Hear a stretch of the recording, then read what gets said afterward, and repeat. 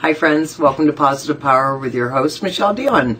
Thank you for joining me for another week. Last week we talked about finding your bliss. And quite often, we listen to me talk and we listen to, we get the gist of the whole thing, what I'm talking about. But understanding it and actually doing it are two different things. And quite often, it's those things right deep inside that block us from doing that. And quite often what the problem is either we don't feel worthy or we feel incredibly guilty while we are following our bliss or doing what makes our heart hum or whatever you want to call it. We feel guilty because here you are, and let's say, oh, you like to knit. That's your thing. That's your thing that makes your heart hum. That's your thing that just puts you in that zone where you're feeling good, and maybe you're knitting something for somebody else and it's a great feeling. But at the same time, is it driving you nuts if the dishes aren't done?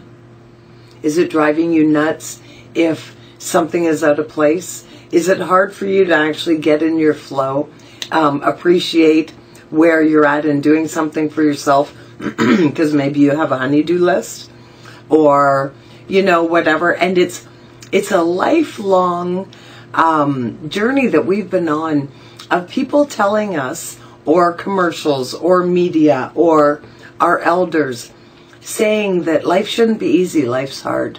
Anything worth having is worth working hard for. Money doesn't grow on trees. All those different things that totally conflict with everything that I'm telling you. But you'll have a longer, better life following what I'm saying versus the different things that we were raised to believe. So, for example, do you remember when you were growing up, and it depends on how old you are, but like for people that are my age, very young, for us, we came from an era where our mothers ironed everything. They washed the walls down on a very regular basis. I remember actually waking up on a Saturday morning. This is a common occurrence. This is not a one-time thing. Waking up, and I'm coming downstairs, and I can hear movement down there, and I'm like, oh, what's going on in the kitchen? So I come down, about halfway down the stairs, I get smashed in the face by the scent of cleaning stuff. And this is my mom getting up early, beating us three kids up, so that she can, on her hands and knees, wash all the main flooring down, like whatever wasn't carpeted, doing it all, chairs upside down. Like, where was her finding her bliss? When was her time? So now here we are. We're in an era of change. We realize stress kills. We realize that we've seen how many people that have worked themselves right into the grave. How many people do you know have died before they retired? Who saved up all that money? Who paid into Freedom 55? All this other stuff. But they work. And they don't actually take advantage of it. So I want you to take a time to reflect. And you know what? It's okay if you have some conflict to work out. It's okay to realize that, maybe some of the stuff that you heard growing up, maybe, it wasn't right. That's okay. You know what? Once upon a time, people thought all sorts of things that we found out aren't true, right? That's how we grow. That's how we evolve.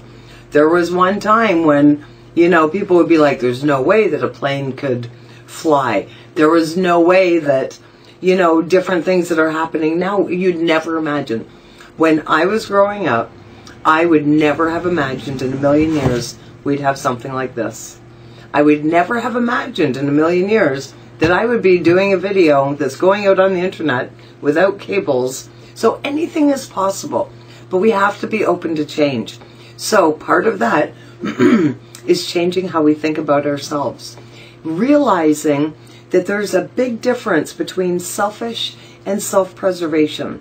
And you need to find your bliss. You need to do what makes your heart hum in order for sanity. Maybe it's meditation, maybe it's whatever. It can be a million things. Maybe you like to paint rocks. That's okay. That's a great thing. Whatever makes you feel good, I so encourage you to do it.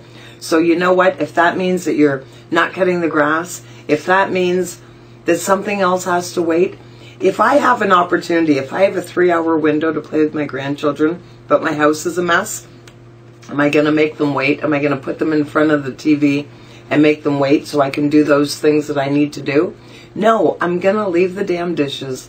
I'm going to play with the kids, right? Or run with the dog or whatever it is for you. So I want you to really wrap your head around that and realize it's okay to put myself first. You are worthy. You are so worthy. And you're just as worthy as the millionaire who has time to do all that and all his bills are paid and everything is fine. So realize that. You know, there's nothing that you can't have. You just have to realize that you are worthy. You're an awesome person. I can't stress that enough.